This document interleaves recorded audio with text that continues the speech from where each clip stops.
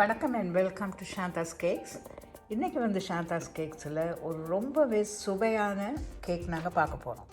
இப்போ ஆஸ்திரேலியாவில் வந்து மாம்பழ சீசன்.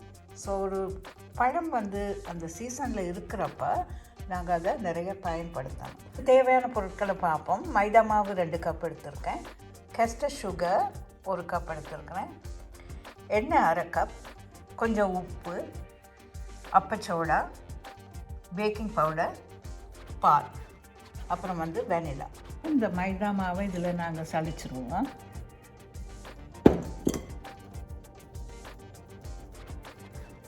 ஸோ அது சலிக்கிறப்பவே நீங்கள் 2.5 டீஸ்பூன் பேக்கிங் பவுடர், அப்புறம் வந்து 1 டீஸ்பூன் சோடா பைகார்பனேட், 1/2 டீஸ்பூன் உப்பை நீங்கள் நேரடியாக இங்கேயே சேர்க்கலாம்.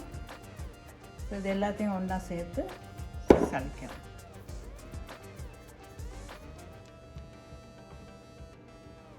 இந்த மாம்பழம் வந்து பாருங்கள், இப்போ துண்டுகளாக வெட்டியிருக்கேன். இதை வந்து நான் அப்படியே அரைச்சி எடுக்க போகிறேன். இதிலேருந்து 1 கப் பல்ப் தான் நாங்கள் இதுக்கு சேர்க்க போகிறோம்.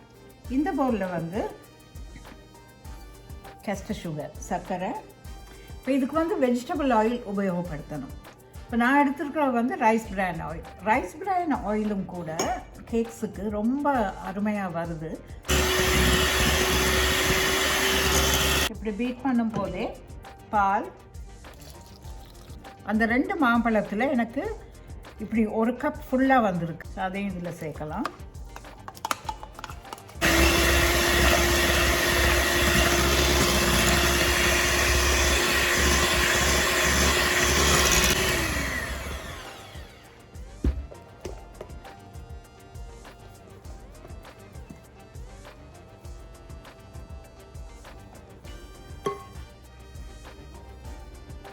உங்களுக்கு வந்து மேங்கோ எசன்ஸ் கிடைக்குமாக இருந்தால் அதில் கொஞ்சம் இதில் நீங்கள் சேர்க்கலாம். 1 டீஸ்பூன் மேங்கோ எசன்ஸ் சேர்த்திங்கன்னா ரொம்ப நல்லாயிருக்கும். எங்களுக்கு இப்போ மேங்கோ எசன்ஸ் இல்லை. இங்கே மேங்கோ எசன்ஸ் எடுக்கிறதும் கொஞ்சம் கஷ்டம்தான். பட் இந்தியாவில் வந்து அது கிடைக்கும்.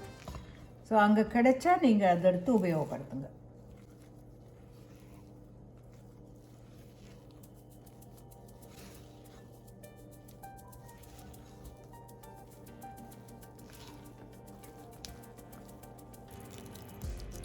வெனிலா வந்து கொஞ்சம் அதிகமாகவே போடலாம், நல்லாயிருக்கும். அதோடு சேர்த்து ஒரு முக்கியமான பொருள் நான் இங்கே சேர்க்குறேன், ஏலக்காய் பொடி. பாருங்கள், இதில் ஒரு 3/4 டீஸ்பூன் ஏலக்காய் பொடி இருக்குது. இது நல்ல ஒரு ஃப்ளேவர் கொடுக்கும். ஆனால் இது 2ம் சேர்க்குறதோடு நீங்கள் மேங்கோ எசன்ஸ் இருந்தால் அதையும் நீங்கள் சேர்க்கலாம், நல்லா இருக்கும். ஓகே, இப்போ ஒரு தடவை ஹேண்ட் பீட்டரால் பீட் பண்ணிடலாம்.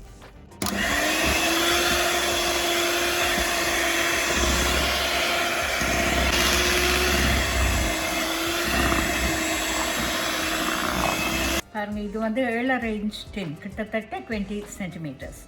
ஸோ அது சரியாக அளவாக இருக்குது இந்த மிக்சர். கொஞ்சம் அதை டேப் பண்ணிடுங்க.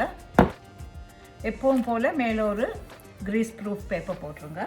இப்போ இதை வந்து பேக் பண்ண போடலாம். 40லேருந்து 45 நிமிஷத்துக்கு இது பேக் ஆகணும். 180 டிகிரிஸ் சென்டிகிரேட், 180 செல்சியஸ், அப்படி இல்லைன்னா 350 டிகிரிஸ் ஃபேரன்ஹைட்டில் இதை வந்து நீங்கள் பேக் பண்ணணும்.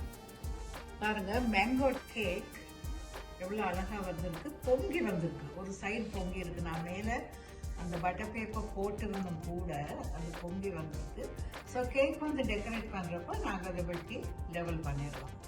ரொம்ப அருமையாக வந்திருக்கு கேக். எல்லாரும் ட்ரை பண்ணி பாருங்கள். தேங்க்யூ.